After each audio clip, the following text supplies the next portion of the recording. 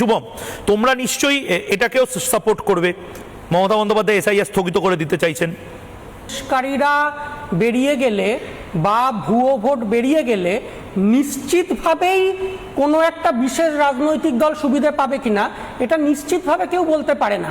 তৃণমূলেরই সমস্ত ভোট তৃণমূল কংগ্রেস একা পেত কিনা এটা তৃণমূল কংগ্রেসও বলতে পারবে না, এটা অন্য কোনো বিরোধী রাজনৈতিক দলও বলতে পারবে না। কিন্তু যেটা বিষয় সেটা হচ্ছে আজকে আমার যে ৮০,৬৮১ আমাদের রাজ্যের বুথ, তার মধ্যে ৬১,০০০ হচ্ছে রুরাল বুথ, গ্রামীণ বুথ। সেই ৬১,০০০ গ্রামীণ বুথের অ্যাবসলিউট কন্ট্রোল এই এনুমারেশন ফর্ম জমা নেওয়ার প্রক্রিয়ায় সেটা যে তৃণমূল কংগ্রেসের হাতে চলে গেছে এটা নিয়ে কোনো সন্দেহ নেই। আপনি সমস্ত জেলার গ্রামীণ বুথগুলোয় যান, গেলেই দেখতে পাবেন বিএলওদের সাথে শুধুমাত্র তৃণমূলের এজেন্টরা, তৃণমূলের বিএলএরা ঘুরছে এবং গ্রামের মানুষ বহু জায়গায় বাধ্য হচ্ছেন তৃণমূলের পার্টি অফিসে গিয়ে ফর্মগুলো ফিল আপ করতে।